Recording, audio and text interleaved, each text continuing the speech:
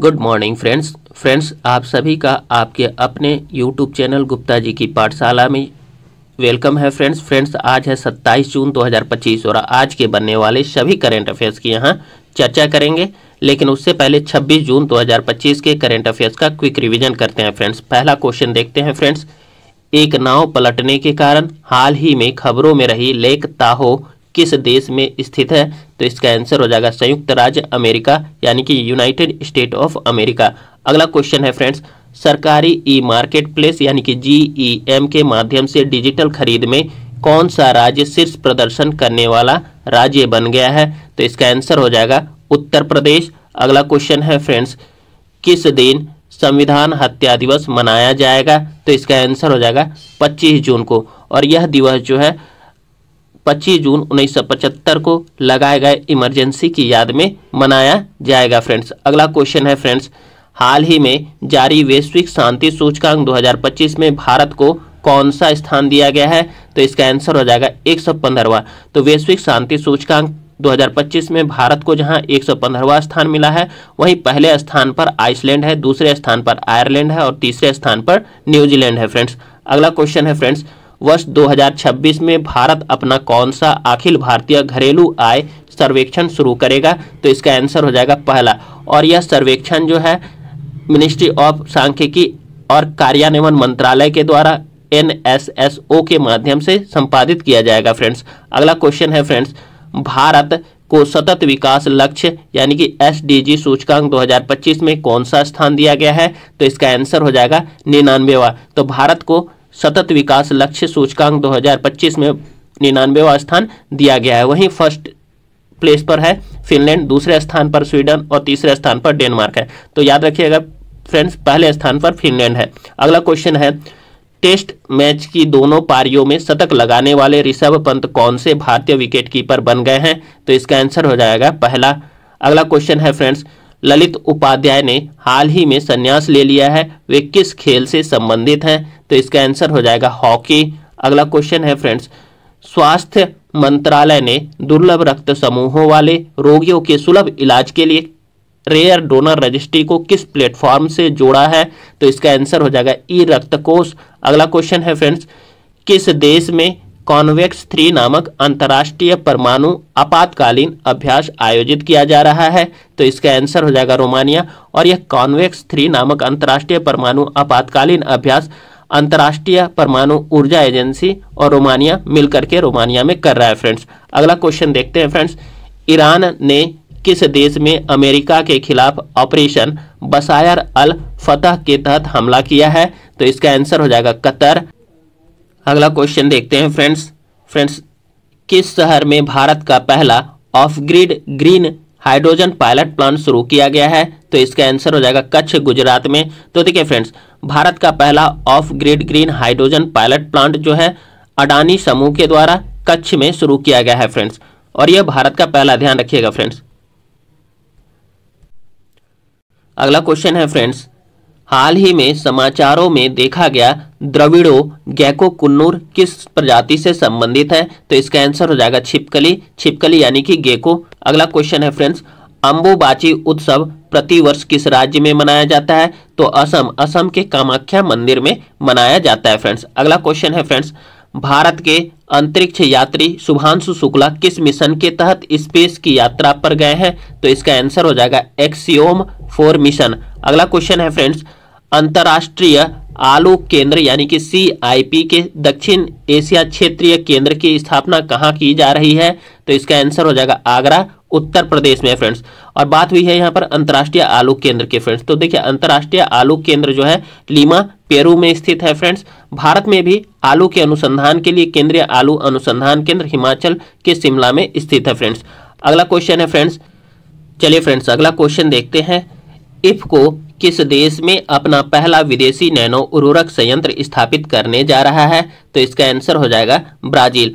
देखिए फ्रेंड्स, इफ्को जो है अपना पहला विदेशी नैनो उर्वरक संयंत्र ब्राजील में तो स्थापित करने जा रहा है, लेकिन यह जो है इफ्को की सहायक कंपनी है इफ्को नैनोवेशन और ब्राजील की कंपनी है नैनोफॉट, दोनों मिलकर के संयुक्त जो है प्लांट वहां पर लगाएगी। फ्रेंड्स चलिए फ्रेंड्स चलिए फ्रेंड्स, अब आज के करंट अफेयर्स की चर्चा करते हैं, यानी कि 27 जून के करंट अफेयर्स को देखते हैं फ्रेंड्स। पहला क्वेश्चन है फ्रेंड्स, किस राज्य में भारत के नए लघु मॉड्यूलर रिएक्टर यानी कि SMR मिशन के तहत पहला परमाणु ऊर्जा संयंत्र स्थापित किया जाएगा? तो इसका आंसर हो जाएगा ऑप्शन ए बिहार में। तो देखिए, बिहार में भारत के नए लघु मॉड्यूलर रिएक्टर यानी कि SMR मिशन के तहत पहला परमाणु ऊर्जा संयंत्र स्थापित किया जाएगा फ्रेंड्स। डिटेल्स देखते हैं फ्रेंड्स। देखिए, बिहार भारत के उन पहले 6 राज्यों में शामिल होगा जिन्हें देश के नए परमाणु ऊर्जा मिशन के तहत अपना पहला परमाणु संयंत्र मिलेगा फ्रेंड्स। केंद्रीय ऊर्जा मंत्री मनोहर लाल खट्टर ने केंद्र की मंजूरी के बाद राज्य में लघु मॉड्यूलर रिएक्टर यानी कि SMR आधारित परमाणु ऊर्जा संयंत्र की घोषणा की है फ्रेंड्स। यह घोषणा जो है फ्रेंड्स, पटना में पूर्वी क्षेत्र के विद्युत मंत्रियों की 5वीं बैठक के बाद की गई, जिसमें बिहार, पश्चिम बंगाल, झारखंड, ओडिशा और अंडमान एवं निकोबार द्वीप समूह के प्रतिनिधि शामिल थे। इस परियोजना के माध्यम से राज्य में स्थिर विद्युत आपूर्ति सुनिश्चित होने, औद्योगिक निवेश को आकर्षित करने, रोजगार सृजन तथा तकनीकी उन्नति को प्रोत्साहन मिलने की उम्मीद है फ्रेंड्स। इसका उद्देश्य जो है, भारत की परमाणु ऊर्जा क्षमता को वर्तमान 8180 मेगावाट से बढ़ाकर वर्ष 2047 तक 100 गीगावाट करना है, जिससे परमाणु ऊर्जा को भारत के ऊर्जा मिश्रण में एक प्रमुख स्तंभ के रूप में स्थापित किया जा सके तथा दीर्घकालिक ऊर्जा सुरक्षा और स्थिरता को समर्थन मिल सके। अगला क्वेश्चन देखते हैं फ्रेंड्स। प्रोजेक्ट एलिफेंट की 21वीं स्टीयरिंग कमेटी मीटिंग को किस स्थान पर आयोजित किया गया है? तो इसका आंसर हो जाएगा ऑप्शन सी देहरादून में फ्रेंड्स। तो देखिए, प्रोजेक्ट एलिफेंट की 21वीं स्टीयरिंग कमेटी की मीटिंग देहरादून में आयोजित की गई है फ्रेंड्स। डिटेल्स देखते हैं फ्रेंड्स। देखिए, प्रोजेक्ट एलिफेंट की 21वीं स्टीयरिंग कमेटी मीटिंग का आयोजन 26 जून 2025 को देहरादून स्थित इंदिरा गांधी राष्ट्रीय वन अकादमी में किया गया। इस बैठक की अध्यक्षता केंद्रीय पर्यावरण, वन एवं जलवायु परिवर्तन मंत्री श्री भूपेंद्र यादव जी ने की है। यह बैठक हाथियों के संरक्षण, उनके प्राकृतिक आवास और मानवीय संघर्ष को कम करने के उपायों पर केंद्रित रही है फ्रेंड्स। अगला क्वेश्चन देखते हैं फ्रेंड्स। किस दिन नशीली दवाओं के दुरुपयोग और अवैध तस्करी के खिलाफ अंतर्राष्ट्रीय दिवस मनाया जाता है?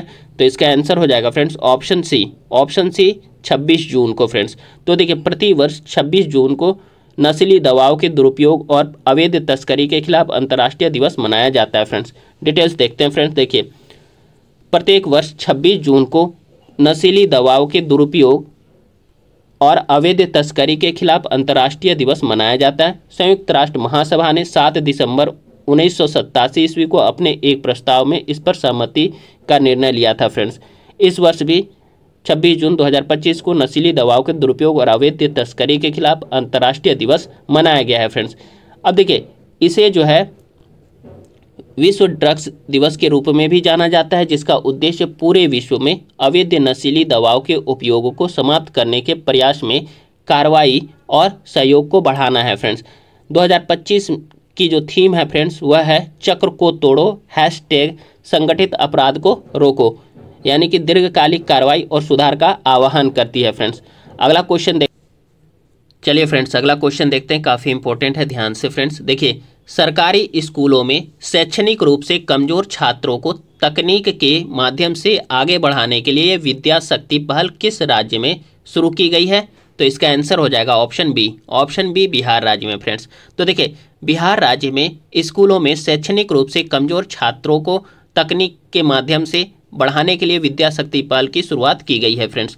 डिटेल्स देख लेते हैं फ्रेंड्स। देखिए, बिहार राज्य में सरकारी स्कूलों में शैक्षणिक रूप से कमजोर छात्रों को तकनीक के माध्यम से आगे बढ़ाने के लिए विद्या शक्ति पहल शुरू की गई है फ्रेंड्स। इस पहल का मुख्य उद्देश्य जो है, शिक्षा की गुणवत्ता में सुधार करना और शिक्षण प्रक्रिया को अधिक प्रभावी बनाना है, खास करके उन छात्रों के लिए जो शैक्षणिक रूप से पिछड़े हुए हैं। यह पहल बिहार शिक्षा परियोजना परिषद यानी कि BEPC द्वारा कार्यान्वित की जा रही है फ्रेंड्स, जिसका उद्देश्य राज्य के सभी बच्चों को प्री प्राइमरी से लेकर सीनियर सेकेंडरी तक स्कूली शिक्षा के सभी स्तरों पर शिक्षा सुनिश्चित करना है फ्रेंड्स। बिहार शिक्षा परियोजना परिषद इस योजना के तहत राज्य के 81,223 सरकारी स्कूलों में शैक्षणिक निगरानी करेगी, जिसमें अध्यापक, प्रशिक्षण कॉलेज यानी और संस्थानों के संकाय सदस्य शामिल होंगे फ्रेंड्स। इस पहल के माध्यम से बिहार सरकार का लक्ष्य छात्रों को तकनीकी, पेशेवर और सॉफ्ट कौशल में सुधार करने के लिए प्रोत्साहित करना है फ्रेंड्स, ताकि वे औद्योगिक नौकरी बाजार की वर्तमान आवश्यकताओं को पूरा कर सके, यानी कि एक तरह से कुशल दक्ष बनाना है फ्रेंड्स इसका उद्देश्य। चलिए अगला क्वेश्चन देखते हैं फ्रेंड्स। नीरज चोपड़ा ने हाल ही में किस देश में आयोजित Ostrava golden spike athletics meet में गोल्ड जीता है? तो इसका आंसर हो जाएगा फ्रेंड्स ऑप्शन सी चेक गणराज्य में। तो देखिए फ्रेंड्स, नीरज चोपड़ा ने हाल ही में चेक गणराज्य में आयोजित Ostrava golden spike athletics meet में गोल्ड मेडल जीता है फ्रेंड्स। डिटेल्स देख लेते हैं फ्रेंड्स। देखिए, चेक गणराज्य में आयोजित ओस्ट्रावा गोल्डन स्पाइक प्रतियोगिता में नीरज चोपड़ा ने पुरुषों की भाला फेंक प्रतिस्पर्धा या स्पर्धा में 85.29 मीटर की सर्वश्रेष्ठ थ्रो के साथ स्वर्ण पदक जीता है। यह उनकी 2025 सीजन की 5वीं प्रतियोगिता थी और पेरिस डायमंड लीग में जीत के कुछ ही दिन बाद यह भी मेडल आई है फ्रेंड्स। अगला क्वेश्चन है फ्रेंड्स, हाल ही में कौन सा अंतरिक्ष कार्यक्रम पूरा करने वाली पहली भारतीय बन गई है? तो इसका आंसर हो जाएगा फ्रेंड्स ऑप्शन डी जाह्नवी डांगेती। तो देखिए फ्रेंड्स, हाल ही में नासा का अंतरिक्ष कार्यक्रम पूरा करने वाली पहली भारतीय जाह्नवी डांगेती बन गई है फ्रेंड्स। डिटेल्स देख लेते हैं फ्रेंड्स। देखिए, नासा का अंतरिक्ष कार्यक्रम पूरा करने वाली पहली भारतीय जाह्नवी डांगेती है। वह आंध्र प्रदेश के पलाकोल्लू की रहने वाली है और उन्होंने नासा के अंतर्राष्ट्रीय वायु और अंतरिक्ष कार्यक्रम को पूरा किया है। 2029 में वह टाइटन के ऑर्बिटल पोर्ट स्पेस स्टेशन के लिए एक अंतरिक्ष मिशन में भी भाग लेंगी फ्रेंड्स। जाह्नवी जो है स्टेम शिक्षा और अंतरिक्ष आउटरीच के क्षेत्र में सक्रिय रूप से शामिल रही हैं। उन्होंने इसरो के शैक्षणिक कार्यक्रमों के लिए व्याख्यान भी दिया है। उन्हें कई पुरस्कार मिले हैं, जिनमें नासा स्पेस एप्स चैलेंज में पीपल्स चॉइस अवार्ड और ISRO world space week young में अचीवर अवार्ड भी जाह्नवी को मिला है फ्रेंड्स। अगला क्वेश्चन देखते हैं फ्रेंड्स, हाल ही में भारत का पहला बटरफ्लाई सेंचुरी किस राज्य में स्थापित किया गया है? तो इसका आंसर हो जाएगा फ्रेंड्स ऑप्शन ए केरल राज्य में। तो देखिए, भारत का पहला बटरफ्लाई सेंचुरी केरल राज्य में स्थापित किया गया है फ्रेंड्स। डिटेल्स देख लेते हैं फ्रेंड्स। देखिए, हाल ही में केरल के कन्नूर जिले में स्थित अरलाम वाइल्ड लाइफ सेंचुरी को आधिकारिक रूप से अरलाम बटरफ्लाई सेंचुरी के रूप में पुनः नामित किया गया है। यह भारत का पहला बटरफ्लाई सेंचुरी है जो तितली संरक्षण के क्षेत्र में एक अग्रणी कदम है। यह अभयारण्य पश्चिमी घाट में स्थित है जो जैव विविधता के लिए प्रसिद्ध क्षेत्र है फ्रेंड्स। अगला क्वेश्चन देखते हैं फ्रेंड्स, हाल ही में भारत ने किस देश के साथ सबमरीन सहयोग के लिए समझौता किया है? तो इसका आंसर हो जाएगा फ्रेंड्स ऑप्शन डी दक्षिण अफ्रीका फ्रेंड्स, यानी साउथ अफ्रीका। तो देखिए, हाल ही में भारत ने दक्षिण अफ्रीका के साथ सबमरीन सहयोग के लिए समझौता किया है फ्रेंड्स। डिटेल्स देखते हैं फ्रेंड्स। देखिए, हाल ही में जोहानसबर्ग दक्षिण अफ्रीका में हुई 9वीं संयुक्त रक्षा समिति बैठक में भारत और दक्षिण अफ्रीका ने पनडुब्बी सहयोग को लेकर 2 महत्वपूर्ण समझौतों पर हस्ताक्षर किए। इन समझौतों का उद्देश्य पनडुब्बियों के रखरखाव, प्रशिक्षण और प्रौद्योगिकी साझा करने जैसे पहलुओं में सहयोग को बढ़ाना है फ्रेंड्स। अगला क्वेश्चन देखते हैं फ्रेंड्स, हाल ही में लॉन्च की गई हिस्ट्री दैट इंडिया इग्नोर्ड नामक किताब किसके द्वारा लिखी गई है? तो इसका आंसर हो जाएगा friends option C Prem Prakash के द्वारा। तो देखिए, हाल ही में लॉन्च की गई हिस्ट्री दैट इंडिया इग्नोर्ड नामक किताब प्रेम प्रकाश के द्वारा लिखी गई है फ्रेंड्स। डिटेल्स देखते हैं फ्रेंड्स, वरिष्ठ पत्रकार और ANI के संस्थापक प्रेम प्रकाश ने अपनी नई किताब हिस्ट्री दैट इंडिया इग्नोर्ड को लॉन्च किया है। प्रेम प्रकाश की नई पुस्तक हिस्ट्री दैट इंडिया इग्नोर्ड देश की आज़ादी के संघर्ष पर एक नई और तथ्यपरक दृष्टि पेश करती है। यह पुस्तक स्वतंत्रता संग्राम की पारंपरिक धारणाओं को चुनौती देती है, विशेष रूप से महात्मा गांधी की भूमिका को लेकर स्थापित मान्यताओं पर सवाल उठाती है यह पुस्तक फ्रेंड्स। इस पुस्तक में उन्होंने सिकंदर के आक्रमण से लेकर मुस्लिम और ब्रिटिश हमलों तक भारत के संघर्षों के बारे में चर्चा की है और बताया है कि कैसे क्रांतिकारियों, राजाओं और मराठों के असंख्य विद्रोहों ने भारत की आज़ादी की नींव रखी है। अगला क्वेश्चन देखते हैं फ्रेंड्स, रथ यात्रा 2025 किस राज्य से संबंधित है जिसके लिए पूर्वी तट रेलवे द्वारा ECOR यानी एकोर यात्रा मोबाइल ऐप लॉन्च की गई है फ्रेंड्स? तो इसका आंसर हो जाएगा फ्रेंड्स ऑप्शन बी ओडिशा। तो देखिए फ्रेंड्स, रथ यात्रा 2025 जो है ओडिशा राज्य से संबंधित है, जिसके लिए पूर्वी तट रेलवे द्वारा ECOR यात्रा मोबाइल ऐप को लॉन्च की गई है फ्रेंड्स। डिटेल्स देख लेते हैं फ्रेंड्स। देखिए, रथ यात्रा 2025 ओडिशा राज्य से संबंधित है, जिसके लिए पूर्वी तट रेलवे यानी कि ECOR ने ECOR यात्रा मोबाइल ऐप लॉन्च किया है। यह ऐप पुरी में होने वाली जगन्नाथ यात्रा के दौरान यात्रियों को रेल सेवाओं और यात्री सुविधाओं के बारे में जानकारी प्रदान करने के लिए बनाया गया है फ्रेंड्स। जगन्नाथ रथ यात्रा ओडिशा के पुरी शहर में हर साल बड़े धूमधाम से मनाई जाती है। यह एक प्रसिद्ध हिंदू त्यौहार है, जिसे रथ महोत्सव या फिर श्री गुड़ीचा यात्रा भी कहा जाता है फ्रेंड्स। इस साल रथ यात्रा 27 जून से शुरू हो रही है। इस दिन भगवान जगन्नाथ, उनके बड़े भाई बालभद्र और बहन सुभद्रा तीनों रथों पर सवार होकर गुड़ीचा मंदिर जाते हैं फ्रेंड्स। चलिए फ्रेंड्स, अगला क्वेश्चन देखते हैं, काफ़ी इंपॉर्टेंट है ये भी। देखिए फ्रेंड्स, हाल ही में किसके द्वारा एशिया में जलवायु की स्थिति 2024 नामक रिपोर्ट जारी की गई है? तो इसका आंसर हो जाएगा फ्रेंड्स ऑप्शन डी हो जाएगा फ्रेंड्स, विश्व मौसम विज्ञान संगठन यानी कि वर्ल्ड मेट्रोलॉजिकल ऑर्गेनाइजेशन के द्वारा। तो देखिए फ्रेंड्स, हाल ही में WMO यानी कि विश्व मौसम विज्ञान संगठन के द्वारा एशिया में जलवायु स्थिति 2024 नामक रिपोर्ट जारी की गई है फ्रेंड्स। देखते हैं फ्रेंड्स क्या है इसमें रिपोर्ट वगैरह। तो देखिए फ्रेंड्स, इसे विश्व मौसम विज्ञान संगठन यानी कि WMO द्वारा प्रकाशित किया जाता है। विश्व मौसम विज्ञान संगठन द्वारा हाल ही में जारी state of climate in Asia 2024 report के अनुसार वर्ष 2024 में एशिया वैश्विक औसत की तुलना में लगभग 2 गुना अधिक तेजी से गर्म हुआ है, जिससे यह वर्ष रिकॉर्ड में अब तक का सबसे गर्म या दूसरा सबसे गर्म वर्ष बन गया है फ्रेंड्स। वर्ष 2024 में इस रिपोर्ट में कहा गया है कि भारत में चरम प्राकृतिक घटनाओं के कारण 2000 से अधिक मौतें हुई हैं। 450 से ज़्यादा लोग भीषण गर्मी से मारे गए हैं, जब तापमान 50 डिग्री सेल्सियस के करीब पहुंच गया। 2024 में एशिया का औसत तापमान 1991 से 2020 तक औसत से 1.04 डिग्री सेल्सियस अधिक रहा है फ्रेंड्स, जो अब तक का सबसे गर्म या दूसरा सबसे गर्म वर्ष बना है फ्रेंड्स। इस रिपोर्ट में यह कहा गया है कि इस वर्ष उत्तरी हिंद महासागर में 4 उष्णकटिबंधीय चक्रवात बने।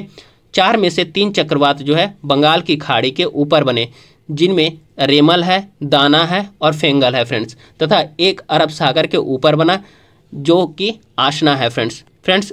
मध्य जून में सऊदी अरब के मक्का क्षेत्र में अत्यधिक तापमान ने 49 डिग्री सेल्सियस तक पहुंच गया वहां का तापमान फ्रेंड्स। बात हुई है यहाँ पर विश्व मौसम संगठन की यानी कि वर्ल्ड मेट्रोलॉजिकल ऑर्गेनाइजेशन की। तो देखते हैं इसके बारे में क्विक वे में कुछ फैक्ट को देख लेते हैं फ्रेंड्स। देखिए, इसकी स्थापना जो है विश्व मौसम विज्ञान संगठन की स्थापना वर्ष 1950 ईस्वी में संयुक्त राष्ट्र द्वारा अंतर्राष्ट्रीय मौसम विज्ञान संगठन यानी IMO के रूप में हुई थी, जिसकी स्थापना वर्ष 1873 में हुई थी। उसी के स्थान पर इसका नाम परिवर्तन करके 1950 ईस्वी में विश्व मौसम विज्ञान संगठन कर दिया गया फ्रेंड्स। इसका मुख्यालय जो है जिनेवा स्विट्जरलैंड में है।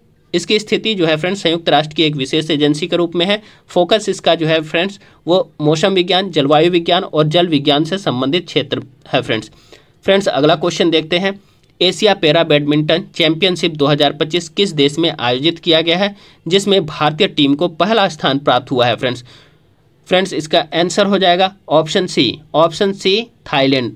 चलिए फ्रेंड्स देखते हैं, Asia para badminton championship 2025 Thailand में आयोजित किया गया है, जिसमें भारतीय टीम को पहला स्थान प्राप्त हुआ है। डिटेल्स देख लेते हैं फ्रेंड्स। देखिए, एशिया पैरा 1 मिनट फ्रेंड्स।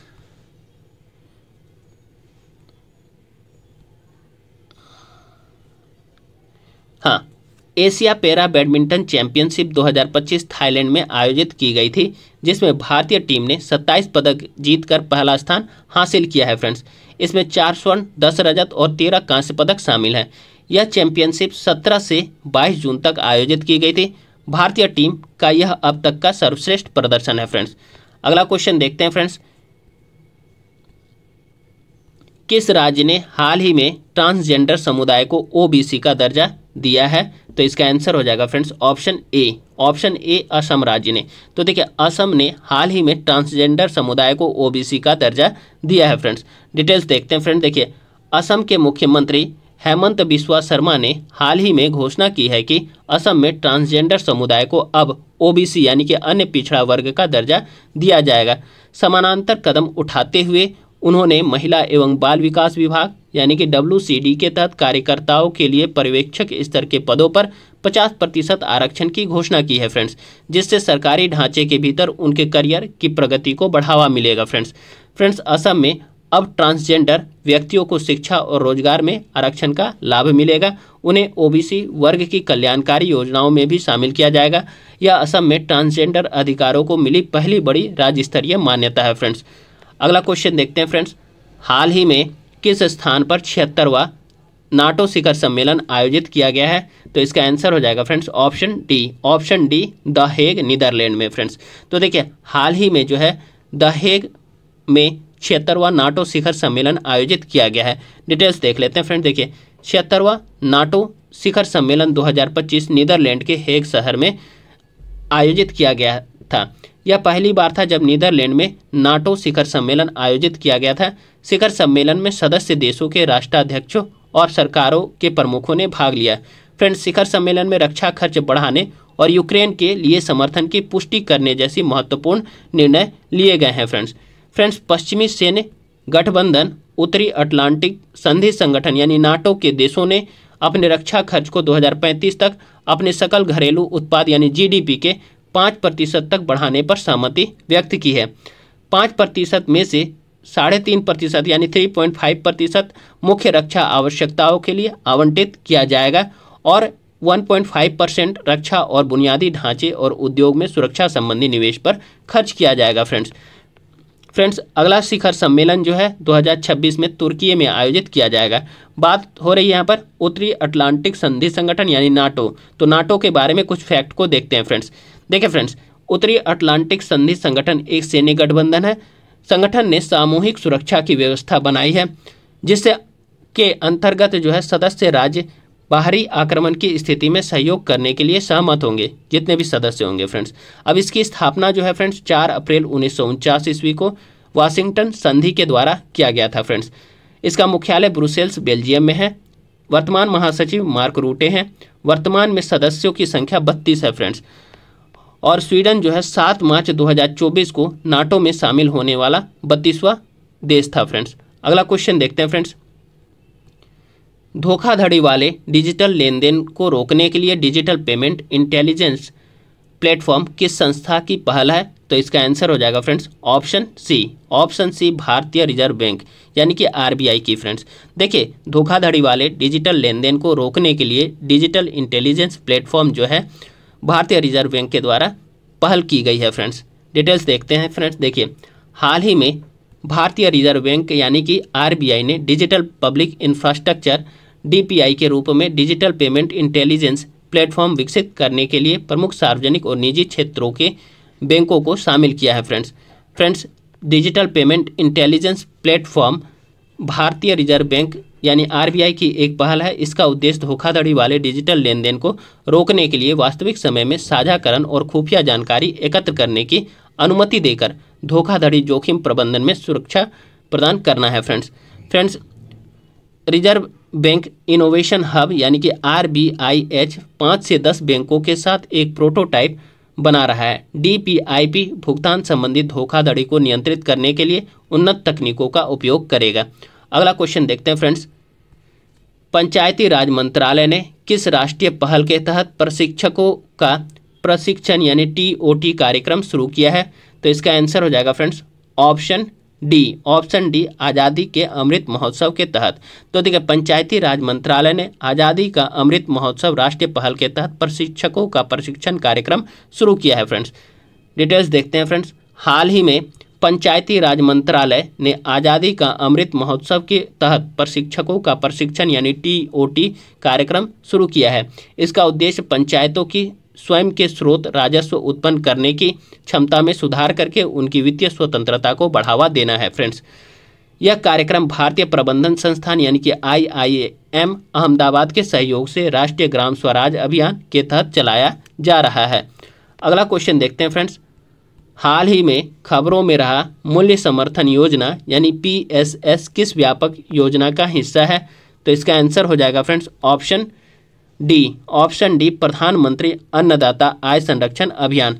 तो देखिए, हाल ही में खबरों में रहा मूल्य समर्थन योजना यानी कि PSS प्रधानमंत्री अन्नदाता आय संरक्षण अभियान का हिस्सा है फ्रेंड्स। डिटेल्स देख लेते हैं फ्रेंड्स। देखिए, हाल ही में केंद्रीय कृषि मंत्री शिवराज सिंह चौहान ने मूल्य समर्थन योजना के तहत मध्य प्रदेश में मूंग और उड़द तथा उत्तर प्रदेश में उड़द की खरीद को मंजूरी दी है।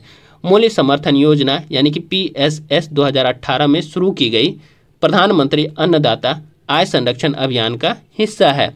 इसे कृषि और सहकारिता विभाग द्वारा न्यूनतम समर्थन मूल्य यानी MSP पर तिलहन, दलहन और कपास की खरीद के लिए लागू किया जाता है फ्रेंड्स, भारतीय राष्ट्रीय कृषि सहकारी विपणन संघ यानी कि नाफेड केंद्रीय नोडल एजेंसी के रूप में कार्य करता है।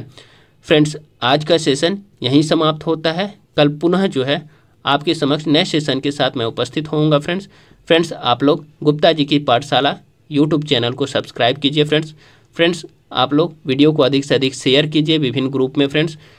वीडियो को लाइक कीजिए अधिक से अधिक और इस पर कमेंट कीजिए फ्रेंड्स। धन्यवाद। Have a great day friends.